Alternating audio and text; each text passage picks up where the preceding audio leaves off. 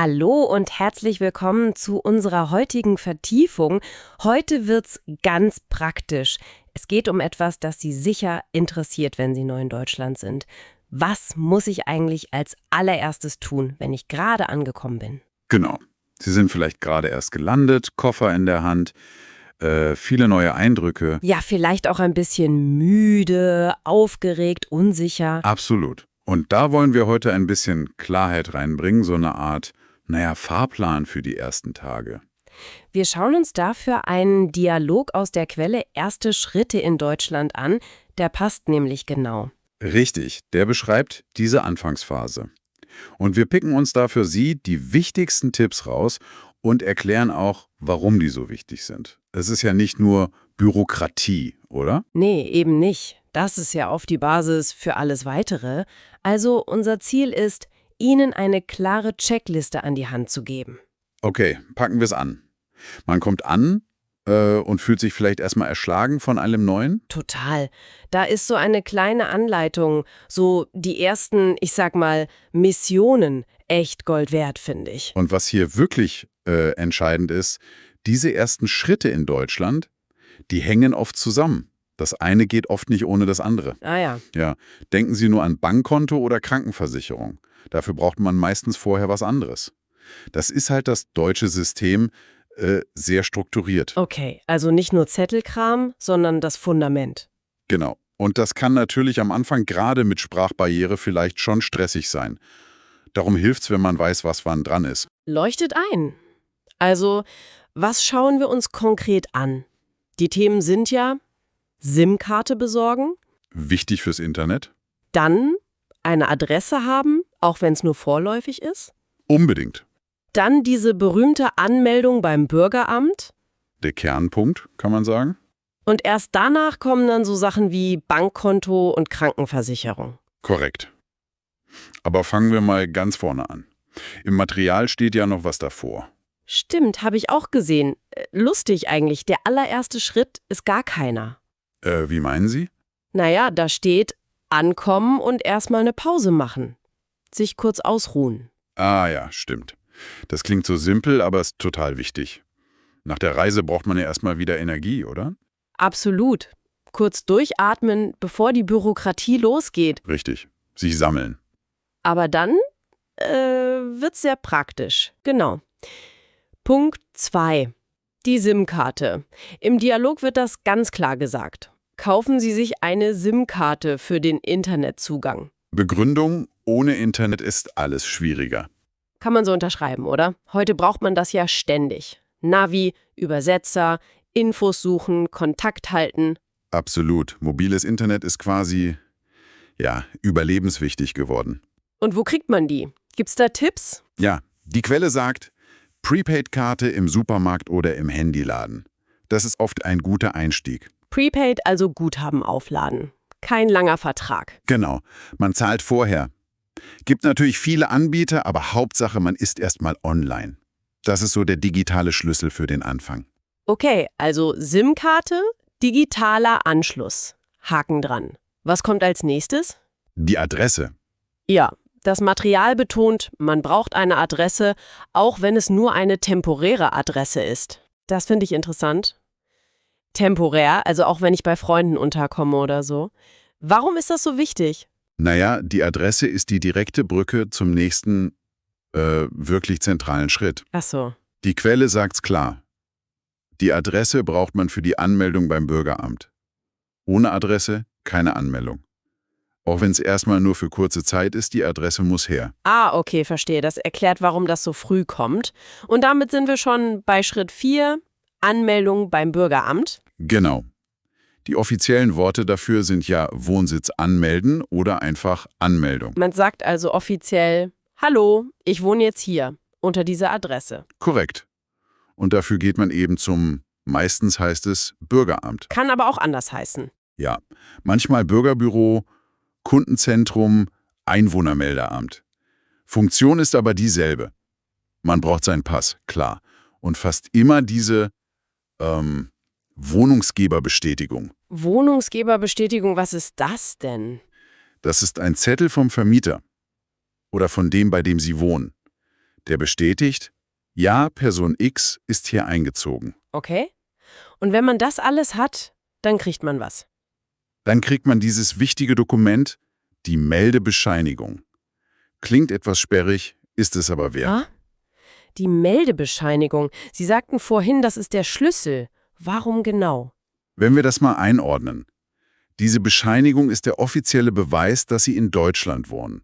Ihr Nachweis des Wohnsitzes. Und den braucht man oft. Und wie?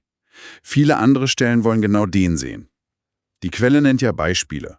Ohne Anmeldung, also ohne diese Bescheinigung, ist es super schwierig oder oft unmöglich, ein Bankkonto aufzumachen. Oh ja. Und für die deutsche Krankenversicherung braucht man sie meistens auch.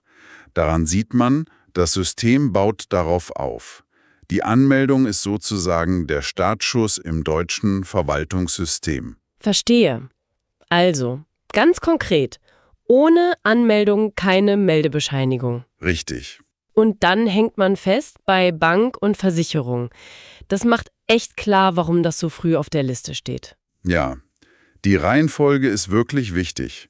Erst SIM-Karte, dann Adresse klären, dann anmelden. Und erst danach, wie Sie sagten, kommen die nächsten Schritte.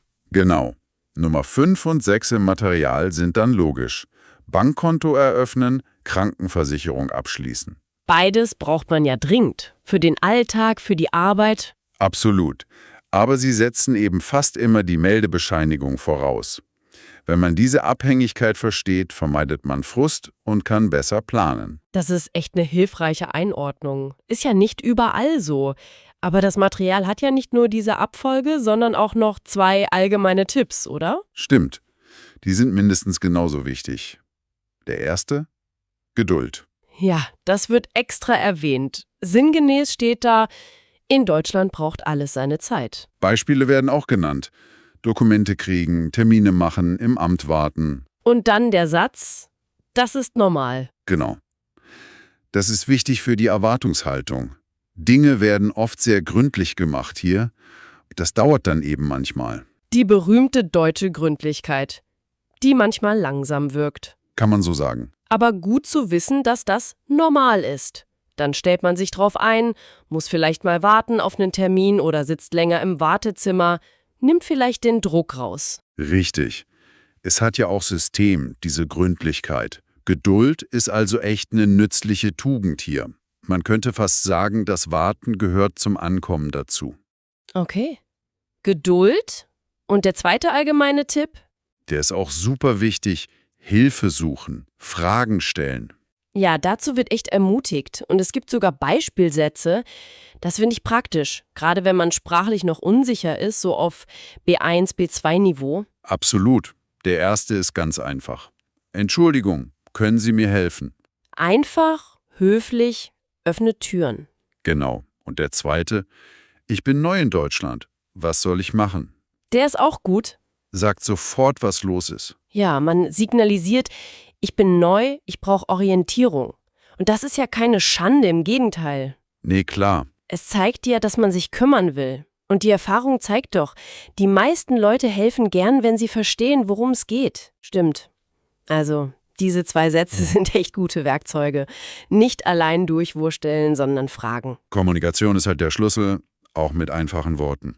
Aktiv auf Leute zugehen. Super. So, jetzt haben wir, glaube ich, die wichtigsten Punkte aus dem Material beisammen. Fassen wir das für Sie noch mal kurz zusammen, so als Checkliste für den Start. Punkt 1. Ankommen, durchatmen. Nicht hetzen. Punkt 2. Deutsche SIM-Karte holen. Prepaid ist oft gut für den Anfang. Internet ist wichtig. Punkt 3. Eine Adresse haben. Auch eine temporäre. Die brauchen Sie. Punkt 4. Der große Schritt beim Bürgeramt anmelden, Meldebescheinigung kriegen. Das ist zentral. Und erst danach, Punkt 5, Bankkonto eröffnen. Und ebenfalls danach Punkt 6, Krankenversicherung klären. Genau. Das ist so der grundlegende Ablauf für die erste Zeit. Und dazu die beiden Begleiter. Geduld. Und Mut zu fragen. Vielleicht nochmal betont. Die Meldebescheinigung öffnet wirklich viele Türen. Diese ersten Schritte sind das Fundament für Ihr Leben hier. Ja, sind vielleicht nicht die spannendsten Sachen, aber notwendig. Die Basis für alles, was danach kommt. Genau. Sehen Sie es als erste kleine Erfolge.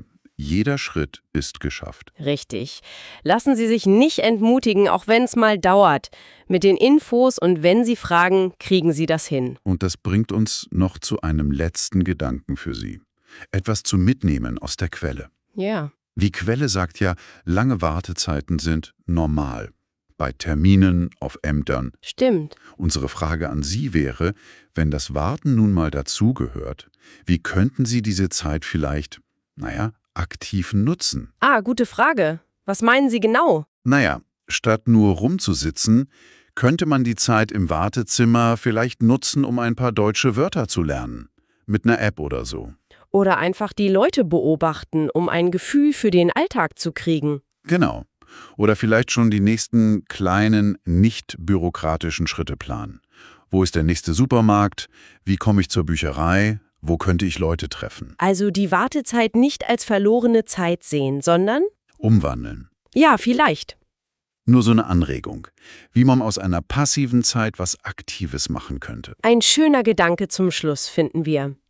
Damit sind wir für heute durch. Wir hoffen, diese kleine Orientierungshilfe für die ersten Schritte war nützlich für Sie. Ja, vielen Dank fürs Zuhören. Alles Gute Ihnen beim Ankommen hier in Deutschland und bis zum nächsten Mal.